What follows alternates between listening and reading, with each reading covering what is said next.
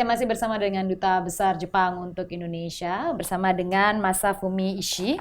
Mr. Ambassador, let's talk about trade. Sure. It's interesting. Amid the trade war, like United States. Trade war? Trade wars. Are we fighting with each other?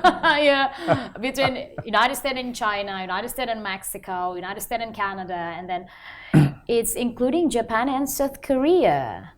And some of the report mentioned that it's going to have a big impact for the electricity, for the electronic stuff such as mobile phone, like laptop and etc.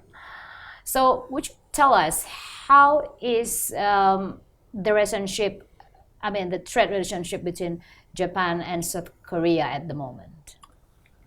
I hesitate to characterize it as a trade war because what has happened is not a war. It's not a war for you. First, let me start from here. Korea is a neighbor, very important neighbor for us. We share the same value, basically democracy, freedom of navigation, and so on and so forth. We face with the same challenge, like North Korea. I think if something happens in North Korea or North Korea against Korea, U.S. force, which is based in Japan, will be involved. So we are part of the game. And I think from a big strategic picture, Korea has been a very important neighbor for us, strategic partner. And I think that factor will never change because it's a very important neighbor, and we cannot do without that. For our survival, for our prosperity, for the peace in the region, we do need a stronger tie between Japan and South Korea. I think we need to start from there. Now, what happened is actually related to the export administration. Seriously, you should be able to control the movement of the sensitive materials. Some of the trade of sensitive materials are prohibited by, for example, United Nations Security Council resolution, if it, for example, towards North Korea and so on and so forth.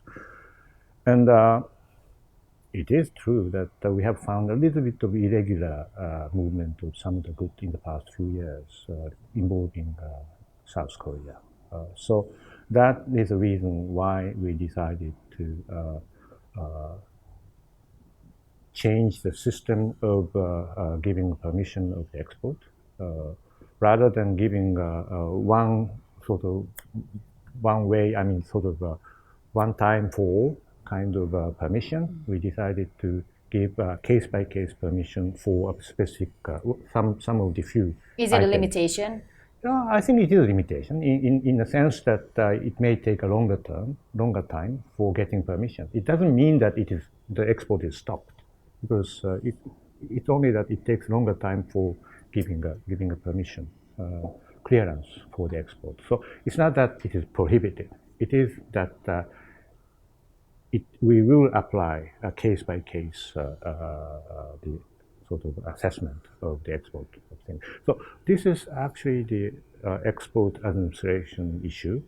And now the more sort of, if I put it in a casual way, what we are, the system we are applying to South Korea now is the same system we have been applying to all the ASEAN countries, including Indonesia and Singapore. So I believe we are not putting South Korea in too much unfair position, because we're doing the same things to Singapore, Indonesia, Malaysia, and Korea, South Korea. So I do hope this issue will be seen from a very objective and a very sober perspective. I do admit that it is a restriction. It takes a longer time, but it's not that we stop the export. We just do it case by case. Even it's going to be giving impact to the price of, like a lot of stuffs with the semiconductor. Well, being part of that. Yeah, it's up to how the system works. We'll see how it goes. So But once again, I cannot overemphasize this issue, this perspective. I think South Korea has been an important strategic partner for us, and it will continue to be so. I think we have no intention to change it, and we cannot change it. I think the same is true, I hope, from the perspective of South Korea. Okay, Mr. Ambassador, let's talk about trade between Indonesia and Japan. Do you have a target? The valuation of trade between Indonesia and Japan will grow significantly in the future. Well, as Ambassador of Japan stationed in Indonesia, I do hope so. But I think our trade has been already very large scale. Both way, trade is 37.5 billion US dollars every year. And you believe it or not, you are in a surplus. 1.5 billion US dollar surplus Indonesia is enjoying in the trade with Japan, which is not quite common in our trade with foreign countries. And I think the item wise, our import from Indonesia has been I think mainly natural resources historically, and we are exporting some of the material, some machineries, steel, and so on and so forth. So I think trade has been complementary. Okay, and we'll be back again with more into Mr. Ambassador. Oh, okay. As a person. Okay. We're going to talk more about that. Kami akan kembali sesaat lagi, masih bersama dengan Duta Besar Jepang untuk Indonesia. Sesaat lagi kami kembali tetap di Economics, CNBC Indonesia, Beyond Business. Very straight. I'm very disciplined. You are. And is that really you, or you adapt several things here? Because do you work with millennials here in your office? Yeah, sure. Yeah. Do you adapt some of your philosophy here to embracing them, or how?